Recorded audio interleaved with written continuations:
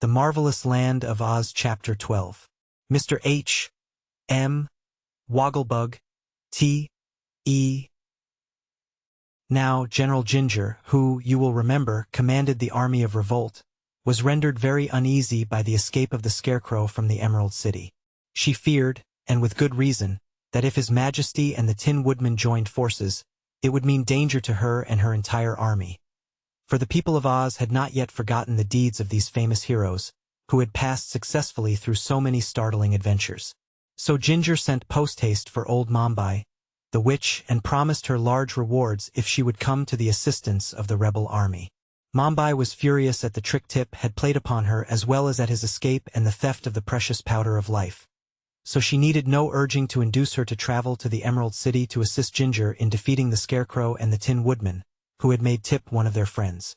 Mombi had no sooner arrived at the royal palace than she discovered, by means of her secret magic, that the adventurers were starting upon their journey to the Emerald City. So she retired to a small room high up in a tower and locked herself in while she practiced such arts as she could command to prevent the return of the Scarecrow and his companions.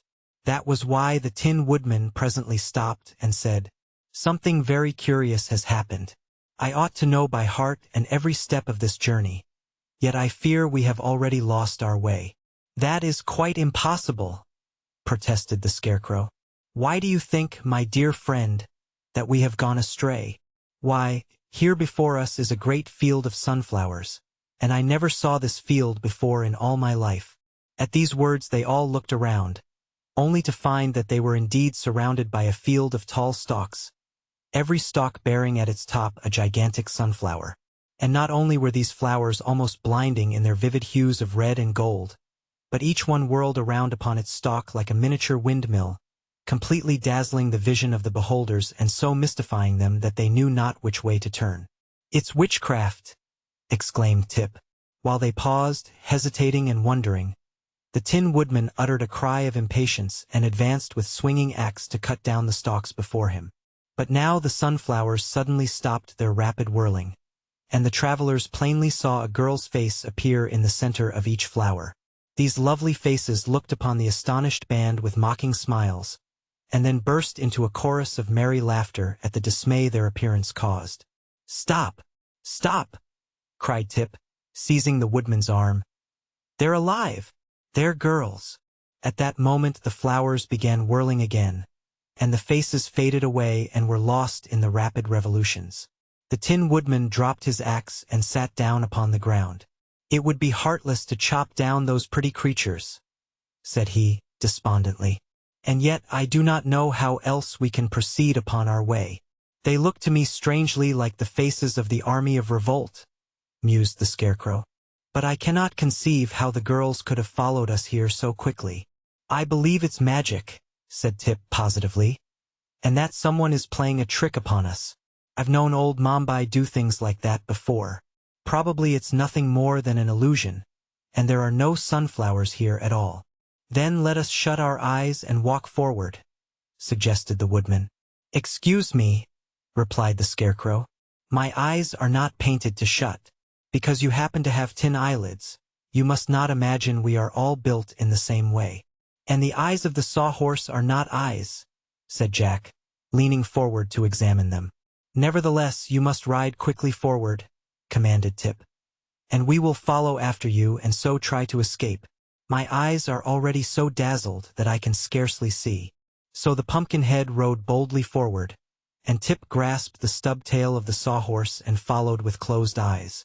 The Scarecrow and the Tin Woodman brought up the rear, and before they had gone many yards a joyful shout from Jack announced that the way was clear before them. Then all paused to look backward, but not a trace of the field of sunflowers remained. More cheerfully, now they proceeded upon their journey. But old Mombi had so changed the appearance of the landscape that they would surely have been lost had not the Scarecrow wisely concluded to take their direction from the sun. For no witchcraft could change the course of the sun, and it was therefore a safe guide. However, other difficulties lay before them. The sawhorse stepped into a rabbit hole and fell to the ground. The Pumpkinhead was pitched high into the air, and his history would probably have ended at that exact moment had not the Tin Woodman skillfully caught the pumpkin as it descended and saved it from injury. Tip soon had it fitted to the neck again and replaced Jack upon his feet. But the sawhorse did not escape so easily. For when his leg was pulled from the rabbit hole, it was found to be broken short off, and must be replaced or repaired before he could go a step farther. "This is quite serious," said the Tin Woodman. "If there were trees nearby, I might soon manufacture another leg for this animal, but I cannot see even a shrub for miles around. And there are neither fences nor houses in this part of the land of Oz," added the Scarecrow disconsolately. "Then what shall we do?" inquired the boy. "I suppose I must start my brains working," replied His Majesty the Scarecrow. "For experience has taught me that I can do anything if I but take time to think it out." "Let us all think," said Tip, "and perhaps we shall find a way to repair the sawhorse." So they sat in a row upon the grass and began to think, while the sawhorse occupied itself by gazing curiously upon its broken limb. "Does it hurt?" asked the Tin Woodman in a soft, sympathetic voice. "Not in the least," returned the sawhorse. "But my pride is injured to find that my anatomy is so brittle." For a time the little group remained in silent thought. Presently the Tin Woodman raised his head and looked over the fields. "What sort of creature is that which approaches us?" he asked wonderingly. The others followed his gaze, and discovered coming toward them the most extraordinary object they had ever beheld. It advanced quickly and noiselessly over the soft grass, and in a few minutes stood before the adventurers and regarded them with an astonishment equal to their own. The Scarecrow was calm under all circumstances. "Good morning," he said politely. The stranger removed his hat with a flourish, bowed very low, and then responded, "Good morning, one and all. I hope you are, as an aggregation, enjoying excellent health. Permit me to present my card." With this courteous speech it extended a card toward the Scarecrow, who accepted it, turned it over and over, and handed it with a shake of his head to Tip. The boy read aloud, "Mr. H. M. Wogglebug, T.E." "Dear me!" ejaculated the Pumpkinhead, staring somewhat intently. "How very peculiar," said the Tin Woodman. Tip's eyes were round and wondering, and the sawhorse uttered a sigh and turned away its head. "Are you really a Wogglebug?" inquired the Scarecrow. "Most certainly, my dear sir," answered the stranger briskly. "Is not my name upon the card?" "It is," said the Scarecrow. "But may I ask what H.M. stands for?" "H.M. means highly magnified," returned the Wogglebug proudly. "Oh, I see." The Scarecrow viewed the stranger critically. "And are you, in truth, highly magnified?" "Sir," said the Wogglebug, "I take you for a gentleman of judgment and discernment. Does it not occur to you that I am several thousand times greater than any Wogglebug you ever saw before? Therefore it is plainly evident that I am highly magnified, and there is no good reason why you should doubt the fact." "Pardon me," returned the Scarecrow. "My brains are slightly mixed since I was last laundered. Would it be improper for me to ask, also, what the T at the end of your name stands for?" "Those letters express my degree," answered the Wogglebug with a condescending smile. "To be more explicit, the initials mean that I am thoroughly educated." "Oh," said the Scarecrow, much relieved. Tip had not yet taken his eyes off this wonderful personage. What he saw was a great, round, bug-like body supported upon two slender legs which ended in delicate feet, the toes curling upward. The body of the Wogglebug was rather flat, and judging from what could be seen of it was of a glistening dark brown color upon the back, while the front was striped with alternate bands of light brown and white, blending together at the edges. Its arms were fully as slender as its legs, and upon a rather long neck was perched its head, not unlike the head of a man, except that its nose ended in a curling antenna or feeler, and its ears from the upper points bore antennae that decorated the sides of its head like two miniature, curling pigtails.